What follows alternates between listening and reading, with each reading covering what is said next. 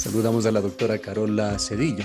Ella es médica pediatra, subespecialista en infectología, realiza interconsulta en varias casas de salud públicas y privadas y es también una de las expertas en esta ciudad en el tema COVID, que ha cumplido ya un año desde la aparición del primer caso en el país y nos aproximamos a cumplir un año desde cuando se emitió en Ecuador una disposición que resultó sumamente dura para los ecuatorianos, el estado de excepción. Hemos pasado ya algo más de 2 semanas del famoso feriado de Carnaval, sobre el cual se emitieron muchas advertencias. Doctora Cedillo, quisiéramos saber si aquellas advertencias tuvieron razón en el sentido de que podría provocarse una aceleración en el avance de la COVID-19. Bien, muchísimas gracias, Gustavo, siempre un gusto. Bueno, en realidad, todo lo que es números y cifras, tanto en la provincia, en la ciudad, como a nivel país, seguimos siempre insistiendo de una forma eh, por ahí más propositiva, es que las cifras se encuentran con subregistro debido a que hacen falta un poquito más de testeo, ¿no? Entonces, en ese sentido, bueno, lo que se van viendo es variaciones entre unas semanas, otras, se ha visto el impacto siempre de las diferentes festividades, incluidas pues también el carnaval. Realmente pues se hacen advertencias proactivas, esperando pues que la ciudadanía tome un poquito más de conciencia igualmente. De todas formas, siempre hay estas reuniones que hacen pues que los casos nuevamente asciendan. Así que de alguna manera surten efecto, pero siempre es necesario realizar un poco más de testeo para tener claridades de cómo estamos realmente en el país. ¿Cómo encuentra usted las cifras? Y en realidad con subregistro es difícil, pero de todas formas, ¿qué podemos decir? Realmente la pandemia no está controlada aquí en el país, la verdad es que no está controlada. En todas las provincias en general sigue habiendo pues la falta de hacer un poco más el seguimiento cercano, el testeo temprano, oportuno y obviamente lo que es el rastreo de los contactos, o sea, todas las partes de la cadena que uno puede hacer para que se siga dispersando, pues el virus realmente no está controlado.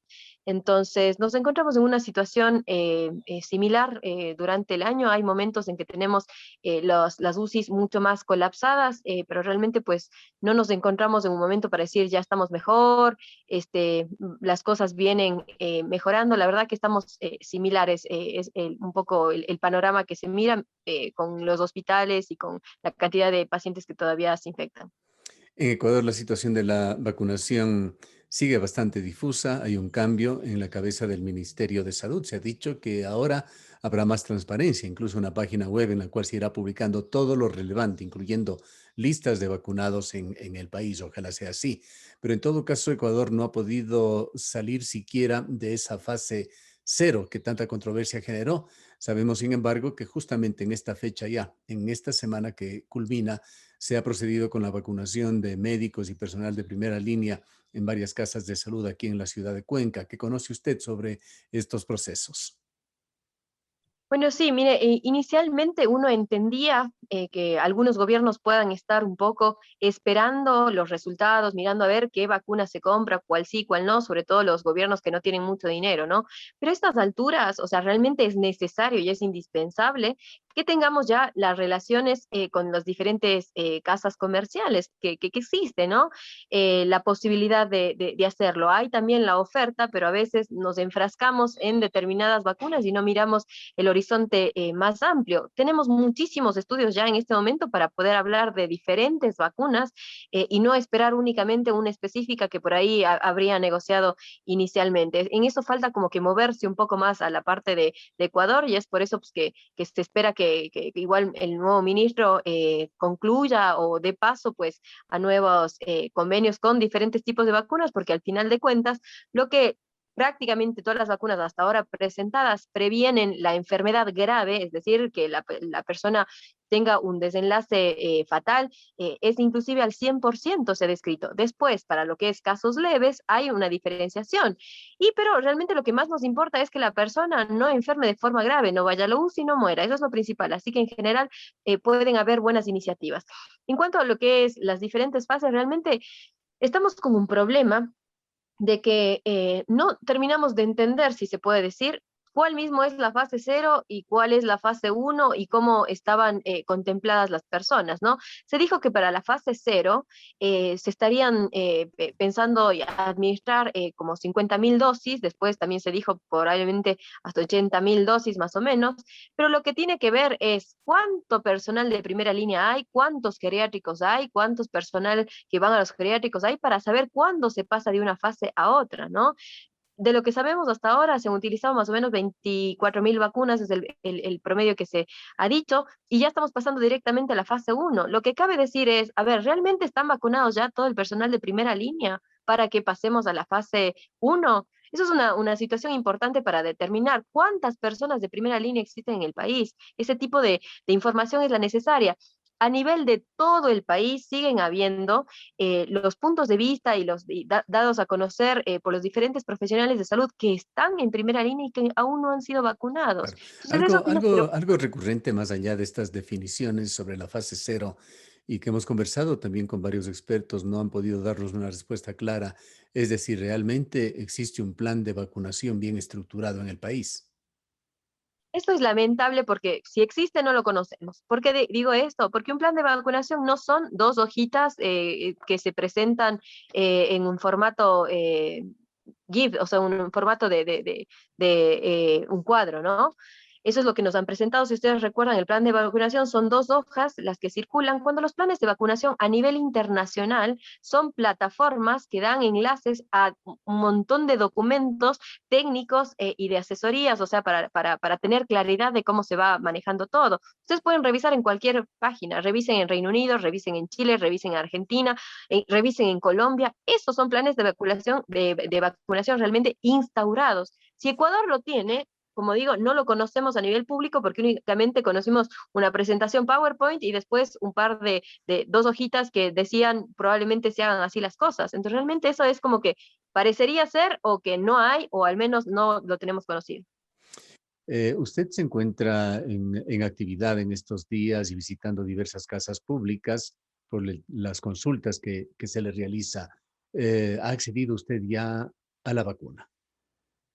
En realidad, mi principal actividad es, si bien con pacientes tanto del ministerio o del IES, sí, o sea, es de la parte pública, pero las que están principalmente en las casas de salud privadas. Entonces, veo pacientes finalmente del ministerio o del IES, ¿no?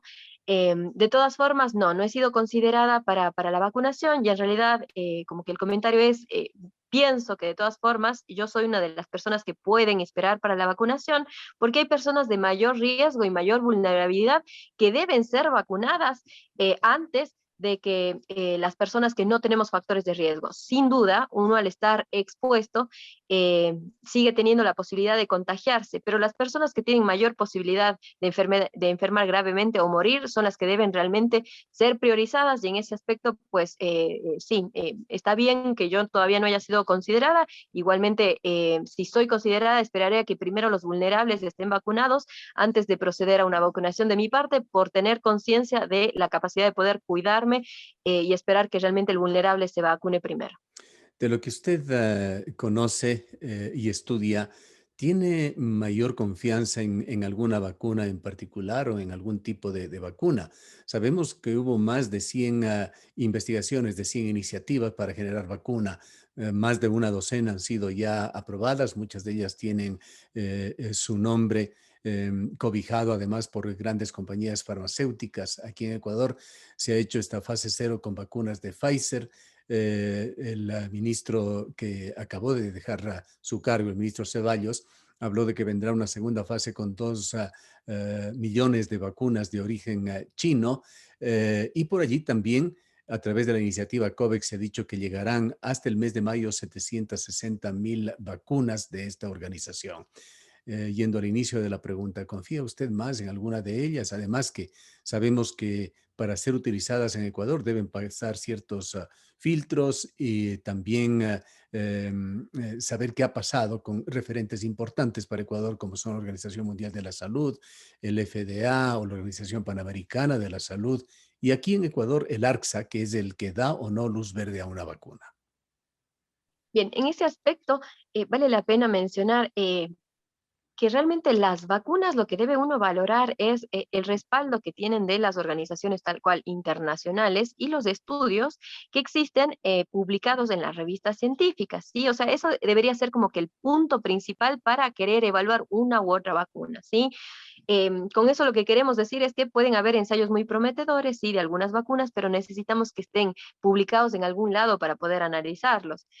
Eh, Además, otra situación que hay que contemplar en las vacunas no es simplemente la vacuna que por ahí me da el número más alto, que oímos ahí el 95%, esta otra el 70%, esta otra el 50%, ya no me gusta, ¿sí? En eso no debemos tanto enfocarnos, ¿sí? ¿Por qué les digo? Porque como les comentaba hace un momento, las vacunas que están publicadas en revistas científicas y que adicionalmente están aprobadas o respaldadas por organismos como FDA, como EMA o igualmente otro tipo de agencias de diferentes países reguladoras, realmente muestran prácticamente todas el 100% para evitar los casos graves. Y esa es la parte fundamental. En los casos leves, bueno, con una vacuna prácticamente nadie le va a dar un caso leve, con otra vacuna no les va a dar a la mitad el caso leve, ¿sí? Pero como que no impacta eso de cierta forma en lo que sería la salud pública en el área de lo que es hospitalización, UCIs y fallecimiento de las personas. Así que eso es importante irnos adentrando para no ponerle resistencia por ahí a algunas vacunas que sí pueden ser igualmente efectivas. Ahora, otra cosa que también hay que tener en cuenta es, por ejemplo, si una vacuna como Pfizer, que me pide menos 70 grados de temperatura, ¿sí? Versus otras vacunas que son como las habituales, a 2 grados, a menos 2 grados o a menos 20 como mucho algunas, ¿sí? Son muchísimo más fácil la parte logística. ¿Y por qué hago hincapié en esto?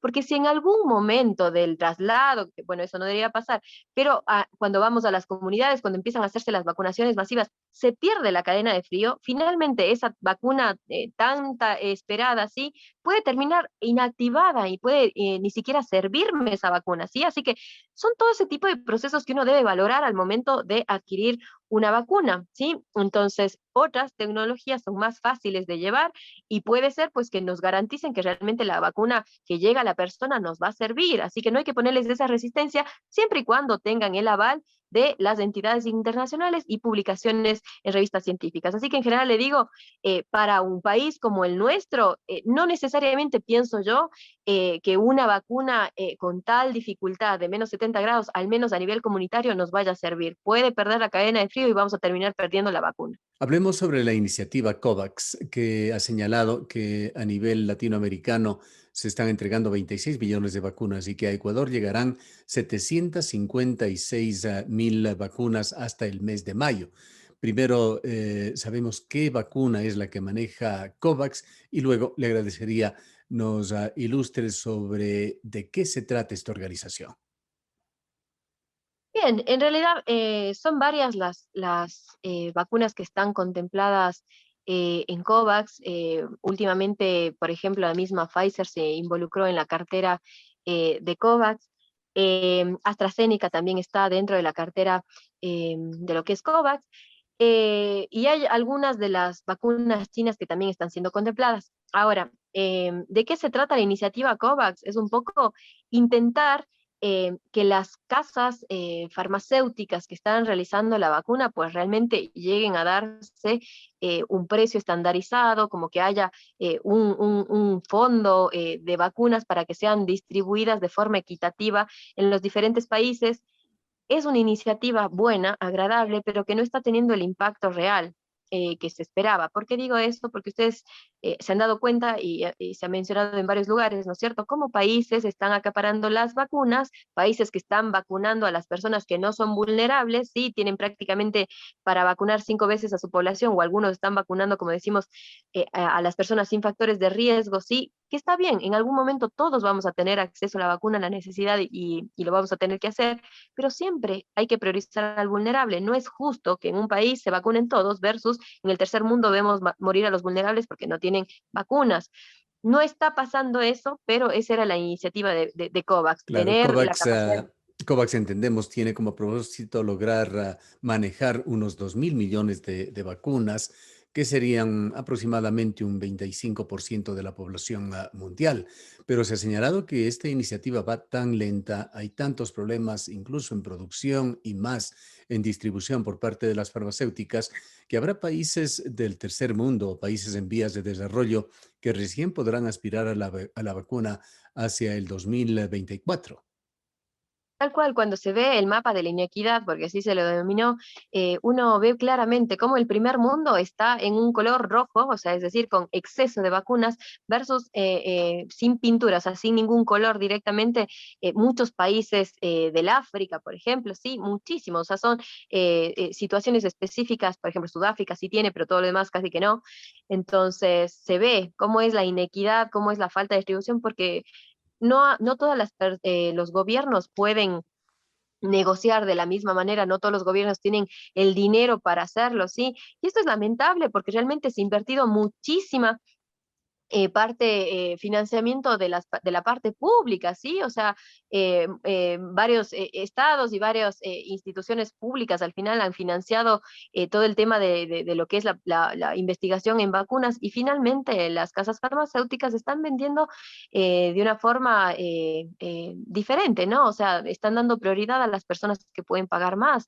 Entonces es lamentable que se esté dando este proceso y de esta manera. Ojalá COVAX hubiera tenido un mejor impacto, pero tal cual viene lento. Las casas comerciales le dan algo a COVAX, pero principalmente están vendiendo a quienes les pueden pagar de una mejor manera y es por eso que también se ven retrasos en la llegada de vacunas a los países tercer mundo. ¿Por qué? Porque obviamente nosotros pagamos menos versus los que tienen la cartera y posibilidad de pagar mucho más. Vayamos un poco más adentrándonos en COVAX, esta iniciativa a nivel mundial para un acceso equitativo a las vacunas. Y tenemos que tocar con esto colateralmente estas teorías conspirativas, algunas de las cuales han acusado a Bill Gates de intentar introducir microchips con las vacunas, realmente situaciones de fantasía. Pero en realidad el señor Bill Gates sí es un personaje a nivel mundial que genera inquietud. Muchos lo ven como el gran benefactor, otros como una persona que tras sus iniciativas persigue un lugar conspicuo en los procesos de toma de decisiones ahora en el área de la salud en el mundo. Pues COVAX está compuesto fundamentalmente o es una iniciativa fundamentalmente de la Organización Mundial de la Salud y se conoce públicamente que la Fundación Bill Gates es el segundo auspiciante de la OMS. Aporta anualmente mucho más que la gran mayoría de países del mundo. De hecho, uno solo estaría aportando más que la fundación del señor Gates. Y COVAX está compuesto también por otras dos organizaciones, la Coalición para la Promoción de Innovaciones en Pro de la Preparación Antiepidemias, que se lo conoce por sus siglas CEPI, y la otra, la Alianza Gavi.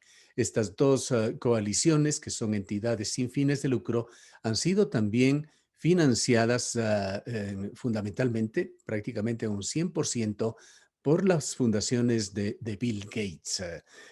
Cuéntenos usted, ¿qué es lo que sabe sobre esta iniciativa COVAX? ¿Qué alcances, qué perspectivas tienen en beneficio de la humanidad, de los países del tercer mundo, pero qué amenazas ocultas podría tener? Bien, realmente yo creo que COVAX es una iniciativa totalmente buena, si se puede decir, ¿no es cierto?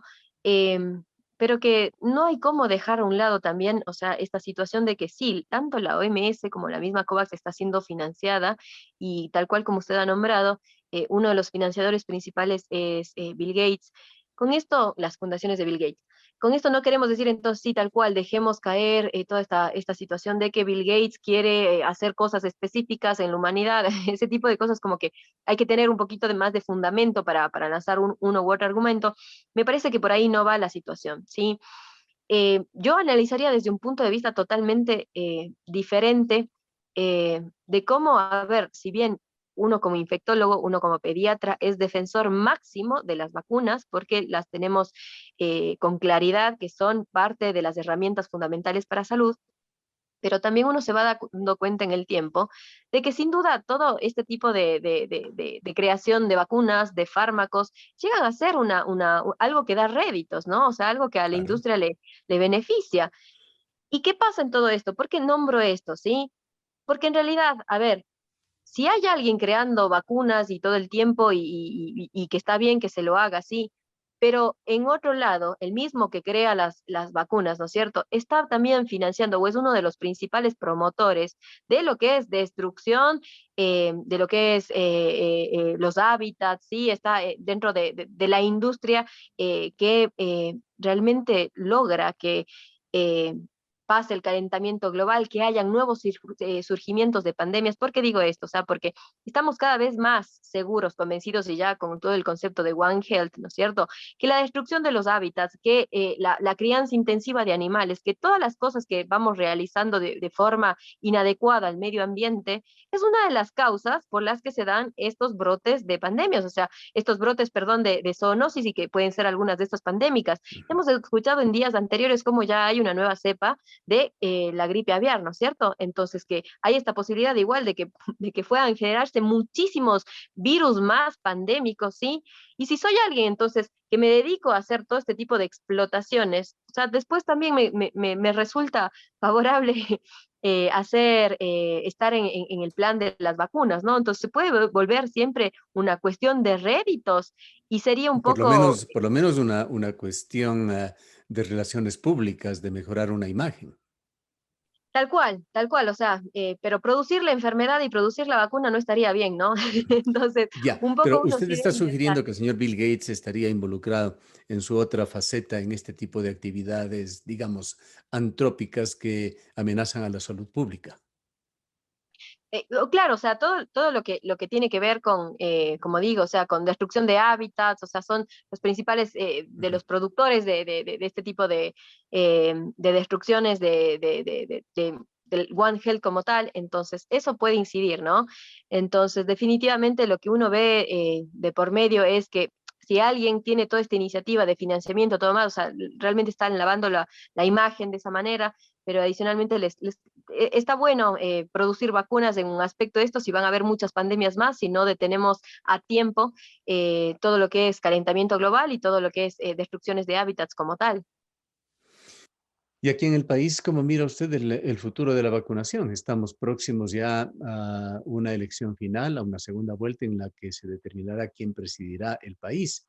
Y hay por allí iniciativas. El señor Lasso, uno de los potenciales finalistas, ha enviado a su candidato a la vicepresidencia a una gira por Chile, por Colombia, para observar cómo se está manejando en esos países la vacuna. De hecho, garantiza un inicio muy tempranero en su gobierno de la vacunación. Por allí, el candidato a la vicepresidencia hizo una declaración en el sentido de que se vacunaría a 100,000 personas diarias aquí en el país. No sé si eso sea realizable. Por el otro lado está el señor Arauz, quien al tiempo de ofrecer $1,000 para 1 millón de personas y abrir listados en Internet o físicos para que la gente se inscriba, también acaba de abrir un nuevo sitio web en el cual la gente tiene que inscribirse para la vacunación y él dice incluso para que conozcan cuándo se van a vacunar. El señor Yacu Pérez, sin entrar en detalles, está más ocupado en tratar de determinar quién va a la segunda vuelta, pero también ha señalado que una de las prioridades será la vacunación. ¿Cómo mira usted las perspectivas en este marco que brinda la política ecuatoriana actual, sobre todo en cuanto al nuevo gobierno se refiere? Claro, realmente uno intenta ser optimista y lo que realmente esperamos es que sea cualquier proceso sea transparente, ¿no? Que se hagan mejores negociaciones y que dejemos a un lado lo que es inequidad. Hemos escuchado cómo desde ahora igualmente se está promoviendo la posibilidad de que sean los mismos municipios los que puedan tramitar las vacunas y realmente podemos caer también en un grave error ante la desesperación que se tiene de que no llegan las vacunas, de que falta, de que existe falta de transparencia, de que vemos vacunaciones VIP. ¿Por qué? Porque vimos vacunada a la mamá del ministro, vimos diferentes cosas de los amigos, ¿no? O sea, de vacunadas las personas cercanas a los que tienen influencia. Entonces eso pone en desesperación a la gente y parece que una de las salidas podría ser, bueno, los gobiernos locales que lo hagan en reemplazo del Ministerio de Salud, y no es así, estamos cayendo en un probable error grande, porque la situación es la siguiente: Guayaquil, Quito, por ejemplo, tienen un presupuesto muy diferente a los otros cantones de lo que es el país. ¿Y por qué ser quiteño o ser guayaquileño debería ser una prioridad para ser vacunado? ¿Y qué pasa con el resto del país? Si los municipios, por ejemplo, quisieran realmente sumarse, deberían hacer un fondo común y aportar al Estado y realmente distribuir de forma equitativa a todo el país. Siempre Los está vulnerables de todo el este país tema primero. de equidad como un eje transversal necesario, imprescindible. Tal cual. Y en ese aspecto, entonces, lo que yo veo para más adelante, ¿sí? Es que los candidatos políticos están usando un poco el tema de la vacunación, que es un tema sensible, para ofrecer cosas que ni siquiera son posibles. En el caso de 100.000 vacunaciones diarias, no, eso no es posible, no es factible realmente. O sea, aquí en nuestro país no es factible. Y aparte hay que conseguir la vacuna y ese número. Eh, en el otro aspecto, eh, que se calcule el riesgo, ese tipo de cosas sí, y que hayan ofrecimientos de que no sé cuántos millones de vacunas, no. O sea, lo que hay que tener claridad es que está bien que sea una prioridad, pero no les demos tampoco falsas esperanzas a las personas. Vamos a tener que ir en un proceso, obviamente, de cuidados, y esperemos que se consigan muchísimas vacunas más. Si los gobiernos locales se suman, que sea de una forma conjunta para que actuemos todos y sumemos todos y no de una forma por separado, y que esa es una de las preocupaciones principales que tenemos, o sea, que realmente se dé paso ahora o más adelante a estas compras por separado y que finalmente sean algunas provincias las que tengan el beneficio de ser vacunadas versus otras provincias que quedan totalmente sin la posibilidad porque no tienen esa capacidad de gestión ni tampoco de administración, además de que no es una competencia realmente de los municipios hacerlo. Apoyar sí, pero no reemplazar al Ministerio de Salud Pública. Finalmente, ¿cómo mira usted el futuro cercano, el futuro mediato de Ecuador? ¿Hasta cuándo viviremos en época de pandemia? Y la verdad que es un panorama todavía de incertidumbre grande. Vemos que algunos países ya están con mejor perspectiva, ¿sí? La misma en Latinoamérica, ya se ve a Chile con una gran cobertura de vacunación, Argentina también que le va siguiendo en también lo que es cobertura. Y lo que podemos decir es que nosotros probablemente tengamos que esperar un poco más. Somos un país pequeño y aún así, pues realmente no hemos podido tener esa logística, eso de realmente devela las debilidades previas que tenía ya el sistema de salud y que actualmente están totalmente más evidenciadas en realidad, ¿sí? Entonces yo no pienso que este año vayamos a tener una solución, por ejemplo. ¿Y qué va a pasar en los siguientes años? La verdad es que todo va a depender de cómo sea la distribución equitativa de vacunas, ¿sí? Porque si hay países que están vacunando poco, ¿sí? Donde sigue la circulación intensa del virus, van a haber más variantes y va a parecer una situación de no acabarse nunca, ¿sí? O sea, vacuna para nueva variante y cada vez necesitamos más vacunas, o sea, es como que nos vuelve una situación bastante imposible. Por eso es indispensable mirar la equidad y sobre todo fomentar realmente esta cuestión de que siempre el vulnerable debe ser priorizado. Todos los demás tenemos más oportunidad de que si nos llegamos a contagiar, de no complicarnos o de tener la oportunidad todavía de seguir vivos. El vulnerable tiene muchísimas más posibilidades de morir, por eso uno debería tener la identidad, más bien dicho, el convencimiento, ¿sí? De que si a mí inclusive me ofrecen una vacuna y no estoy dentro de los grupos de riesgo y no están todavía vacunados los vulnerables, debería ser una conciencia cívica el no aceptar una vacuna si es que realmente no soy paciente vulnerable hasta que ellos estén totalmente vacunados y poder acceder nosotros posteriormente. Bien, muchas gracias por habernos atendido. Muchas gracias a usted. Declaraciones de la doctora Carola Cedillo, especialista en infectología. Nos vamos a una breve pausa.